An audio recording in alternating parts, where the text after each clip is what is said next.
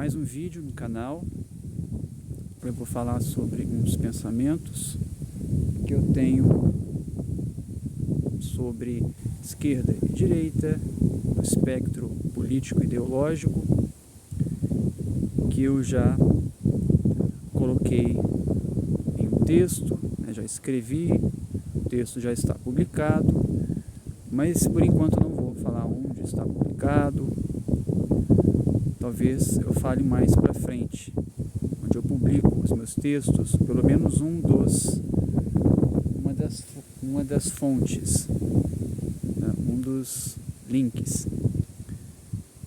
Estou aqui num pôr do sol, não sei se vai chover, tá com uma cara que vai chover aqui. Então um fim de tarde muito bonito, muito agradável, porque eu gosto, pelo menos para mim, eu gosto bastante desse tempo chuvoso, gosto de vento. Não sei se o vento aqui vai atrapalhar, mas vamos lá então. Vou tentar falar, né, sintetizar rapidamente.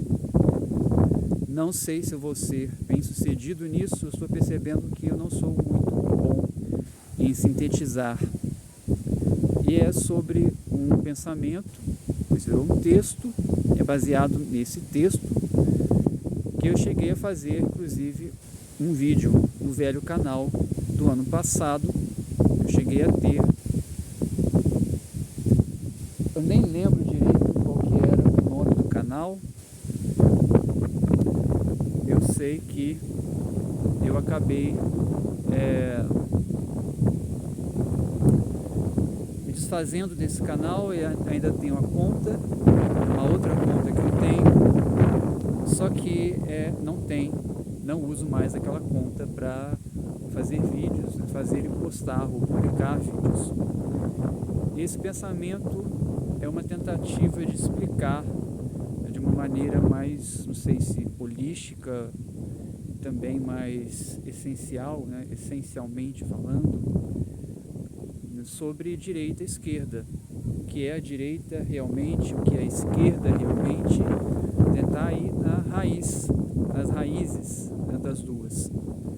Então, esses são termos que todo mundo já conhece, acredito eu, a maioria das pessoas, especialmente adultos, conhecem, sabem do que eu estou me referindo, que esse consiste em duas nomenclaturas que têm sido amplamente adotadas para se referirem a, quer dizer, elas são, né, originárias, né, no período um pouco anterior à Revolução Francesa, na França, e se refere à maneira com que os grupos discordantes da sociedade francesa daquela época se dispunham dentro do Senado francês, Senado, acho que é outro termo aí, enfim, dentro, né, lá do governo francês. E os revolucionários queriam mudar o país, queriam acabar com a monarquia, né, estabelecer uma sociedade mais justa. Eles se posicionavam à esquerda, enquanto que aqueles que queriam, né, que acontecessem mudanças. Acredito eu que a grande maioria da sociedade francesa naquela época não era de acordo com a situação do país. O país, lá no século XVIII, né, 1700, era um país em que a maioria das pessoas eram analfabetas, moravam no campo e tinham minorias que eram muito mais poderosas, muito mais privilegiadas, né? O clero, a nobreza. A Revolução Francesa, ela infelizmente foi mais uma revolução burguesa. Ela usou o povo, usou a insatisfação totalmente lógica, nacional do povo francês, que naquela época estava submetido a muitas injustiças, só que usou a seu favor. E infelizmente a Revolução Francesa acabou, né, se tornando aí uma revolução sangrenta, né, terror mesmo. E aí, em relação à direita, que eu não, né, cheguei a falar, os que se posicionavam à direita, os grupos, eles eram favoráveis por mudanças, né, graduais da sociedade, provavelmente visando manter o máximo possível dos privilégios das classes dominantes daquela época. Eles queriam mudar, mas muito lentamente, ou nem mudar, né? Dependendo do grupo, né, que estivesse falando. E hoje em dia nós temos basicamente a mesma coisa. Tem a esquerda, que quer promover mudanças significativas, quer seja uma mudança em direção ao socialismo e ao comunismo, ou uma mudança mais estilo identitário burguesa, acabar com as estruturas tradicionais, com a família, os conceitos culturais que nós temos, que têm sido passados de geração em geração e retroalimentados culturalmente, e que eu acredito que também tem uma base ideológica forte, não é apenas cultural. E você tem do outro lado a direita, que quer o oposto, quer manter ou quer promover mudanças graduais, de maneira lenta, buscando manter o máximo possível de privilégios injustos, diga-se de passagem, ou é aquela direita que não quer nem isso, quer na verdade retroceder em relação a vários aspectos. Aqui eu não vou necessariamente entrar em detalhe quem está mais certo ou não, porque o que eu estou querendo debater aqui é sobre, comentar aqui é sobre o meu pensamento. Eu dei o nome, inclusive, conceitos, ou expressões, nomes compostos para as duas, que explicaria uma boa parte delas. Direita como uma alienação primordial e a esquerda como uma falsa transcendência. Ambas críticas, duas expressões críticas, porque elas não têm realmente contribuído de maneira muito negativa para a sociedade ocidental especialmente. Então a esquerda, então a direita, falsa transcendência, não, é a alienação primordial. Alienação é uma palavra que significa ignorância, aquilo que você não percebe, que você ignora. Ignorar é no sentido de não perceber, de desprezar, inclusive. Então não é nem necessariamente de não ver, por ignorância mesmo, mas porque você não quer ver, desprezo, você não quer perceber aquilo. E é primordial porque o conservadorismo, de maneira geral, ele surgiu antes do que o progressismo. Eu não sei se dá para dizer que a direita surgiu antes. Os termos, anacronicamente falando, não é correto você falar que existia esquerda e direita na época da Grécia Antiga, de Roma, da Mesopotâmia, da pré-história. No entanto, dá para você dizer que, de uma certa maneira, existia. O termo não, palavra não, mas de uma certa maneira existia, e muitas vezes de uma maneira bastante heterodoxa. Um exemplo disso é no caso da própria Grécia Antiga. Nós temos Esparta e Atenas. Esparta, que supostamente era uma sociedade muito conservadora, só que as mulheres elas eram emancipadas em muitos aspectos, em comparação a Atenas, que as mulheres eram tratadas como cidadãos de segunda categoria, segunda classe, ou até pior que isso.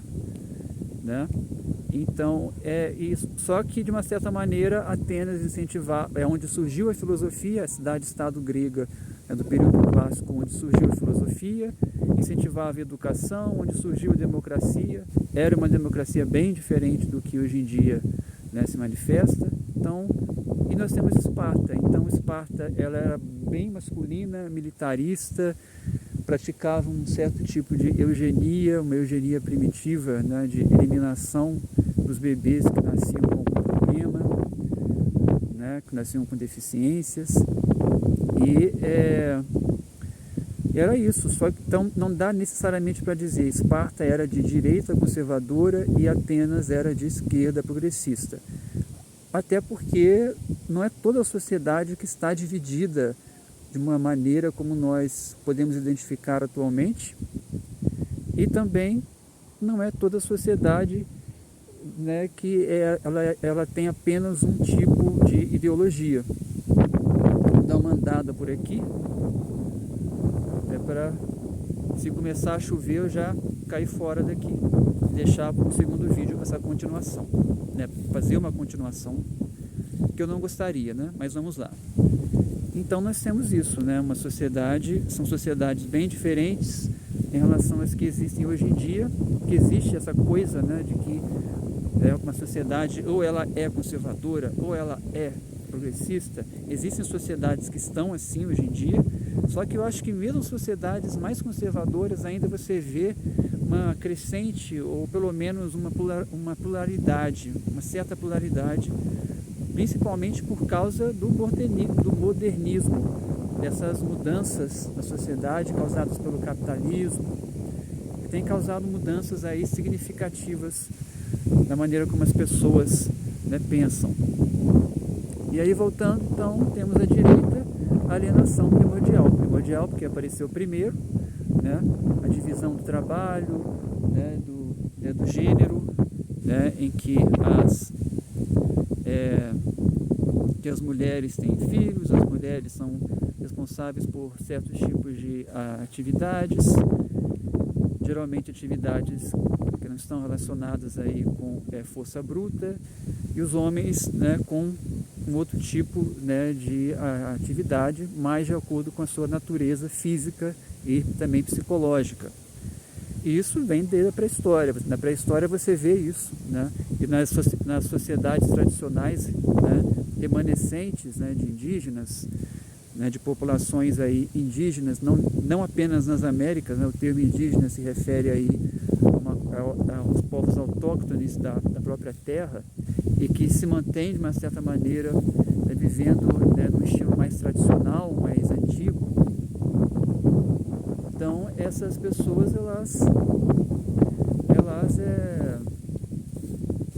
elas mantêm isso. Você percebe que há um quê de conservadorismo aí, né?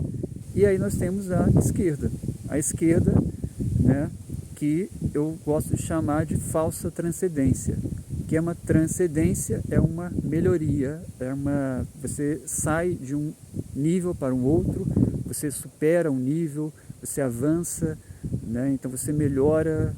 Por exemplo, você está numa situação de pobreza, você melhora a sua situação, né? Está numa situação de passar fome, você então melhora, você não tem mais isso. Não que isso necessariamente se consista em transcendência, né? Mas a transcendência, ela talvez poderia também estar relacionada a esses tipos de, né, instâncias, né, mais individuais. Mas a transcendência também pode ter de uma maneira geral, é até mais relacionado ao seu conceito, né, original, seria uma mudança significativa, seria uma grande mudança, um grande passo à frente, né, em um sentido talvez de melhoria, geralmente considerado de melhoria, da mesma maneira que nós também associamos a palavra progresso a uma melhora, né? Nunca dá uma piora, ainda que também se possa usar o termo progresso no sentido, né, negativo, ou no sentido neutro, que vai depender do contexto. A transcendência, não sei, talvez poderia também ser usado assim, só que eu prefiro vê-la de uma maneira positiva, de uma transcendência, né, de uma melhoria realmente. E aí nós temos isso, né, a esquerda é uma falsa transcendência. Por quê? Ela se diz uma transcendência, né, e se diz, nós somos a mudança, nós queremos fazer um mundo melhor, só que a realidade é que esse mundo melhor não vem. Eles promovem, e aí, por que é uma falsa transcendência também? Por que é uma falsa transcendência? Você promete que vai mudar de nível, que vai avançar no nível, a sociedade vai se tornar muito melhor do que é, só que no final das contas, esse avanço ele não é um avanço para frente, ou um avanço para cima, você subir um degrau, né, sei lá, que metáfora que eu poderia usar aqui. Mas, na verdade, você está pura e simplesmente você está mudando de posição, você não está subindo, você está mudando de posição, indo para o lado. Então, em outras palavras, temos aí, por exemplo, a tese, antítese e síntese. Foi um filósofo que eu não sei o nome, sou péssimo para nomes, criou esse pensamento, né, teve esse pensamento, que é muito interessante, que você tem uma tese, você tem uma antítese, um contra-argumento e você tem uma síntese. Você tem seria no caso, né, uma superação de ambas, da tese e da antítese. A esquerda, ela se coloca como uma síntese. Nós, né, os esquerdistas, né, socialistas, progressistas de maneira geral, eles se veem como, né, a melhoria, somos a melhoria da sociedade. A sociedade, ela está assim por causa do conservadorismo, por causa da direita. Nós estamos aqui para melhorar a sociedade, tudo que nós fazemos é no sentido de melhorar, e nós somos a síntese, que seria, né, o final, né? Só que infelizmente não é isso que acontece, no final, no sentido de um processo de melhoria. O que acontece é que a esquerda basicamente se coloca como uma posição de antítese. Temos a tese conservadora, conservadorismo, capitalismo, temos a antítese esquerda. A síntese ela não fez. Porque o que seria a síntese? Síntese seria você superar o nível do conservadorismo, da direita. E como que você faz isso? Eu acredito que se deva aceitar aquilo que o conservadorismo acerta, quer dizer, está certo, está correto. Porque não é possível que tudo aquilo que o conservadorismo, que as ideologias conservadoras de direita pensam, estão erradas. É fake news, é desinformação, é ignorância. Será que é sempre assim? E a resposta é não. Tem muita coisa que as pessoas de direita conservadoras pensam que é sensato, que está correto, que é apenas factual, que é mesmo racional. Um exemplo disso, por exemplo, é a imigração, né? Nesse debate da imigração, a maioria das pessoas de esquerda se colocam muito favoráveis a uma imigração em massa, enquanto que o ideal é que haja um controle, é o bom senso, que haja um controle da imigração. Se você não tem um controle da imigração, você vai ter cada vez mais pessoas de fora chegando no país, e pessoas sem nenhum tipo de, né, filtro, e você vai ter o caos, o país vai ficar superlotado, né, e não vai conseguir mais absorver as pessoas que vêm de fora. E pode até que o país acabe se transformando naquilo que as pessoas de fora, né, fugiram, né? Tipo os Estados Unidos, vários estados americanos cada vez mais parecidos com o México, com a América Latina, porque tem cada vez mais latino-americanos lá, e não americanos da gema, geralmente anglo-saxões, descendentes, né, de ingleses, alemães, irlandeses. Então, assim, não faz sentido. Nesse aspecto, a direita está muito mais certa que a esquerda. A esquerda, ela comete muitos erros, muitos equívocos, e talvez uma das razões para isso seja justamente porque a esquerda pensa como uma transcendência verdadeira, e não é uma falsa transcendência. E para você superar isso, você deve com certeza, né, ela deveria com certeza, infelizmente não faz, muito pelo contrário, aceitar naquilo que a esquerda está certa, naquilo que a direita está certa. Por isso que a esquerda acaba se colocando como uma falsa transcendência. Ok? Preciso explicar mais alguma coisa? Acredito que não. Pôr do sol maravilhoso, especialmente no lugar onde eu estou. Então, é isso, pessoal. Acho que eu poderia falar sobre, também em relação à alienação, por que a direita ela se aliena em relação ao que a esquerda, né? Ambas, né, são alienações, né? Só que são alienações específicas. A direita se aliena em relação à essência, enquanto que ela acaba ficando muito, né, enfatizada na superfície, nas aparências, enquanto que a esquerda faz o oposto. Ela vai muito na essência e esquece da superfície. Tanto é que uma tem uma ênfase muito grande na desigualdade, na hierarquia, que é a direita, enquanto que a esquerda enfatiza muito na igualdade. Então é quase como se fosse aquela, não sei se dá para falar metáfora, do cobertor, inclusive que eu usei para explicar a própria ideologia, o problema das ideologias, da maioria das ideologias, talvez de quase todas, menos da ideologia que eu considero como a ideologia e mais importante, que é a da sabedoria, da filosofia, de fato, que é do cobertor curto para um corpo grande. Você tem um corpo muito grande, um cobertor. Você tenta cobrir uma parte, outra parte ela fica exposta. Você tenta cobrir outra parte, a parte que você estava cobrindo fica exposta de novo. Tenta cobrir o pescoço, né, fica exposta os pés. Tenta cobrir os pés, fica exposto o pescoço. É isso que acontece. Então, tipo assim, a esquerda, então, tanto a esquerda quanto a direita, para se tornarem, né, para uma das duas tornarem sínteses, elas deveriam aceitar o que a outra, né, também está certa. Tudo aquilo que a outra está certa. E é isso que se transforma numa verdadeira síntese, uma verdadeira transcendência. Você superar, né, um nível e não se colocar no mesmo nível, só de uma maneira qualitativamente diferente, né? Então, tanto esquerda quanto direita acreditam em fake news, espalham fake news, desinformação, pseudociência, distorção de fatos, né, falácias morais.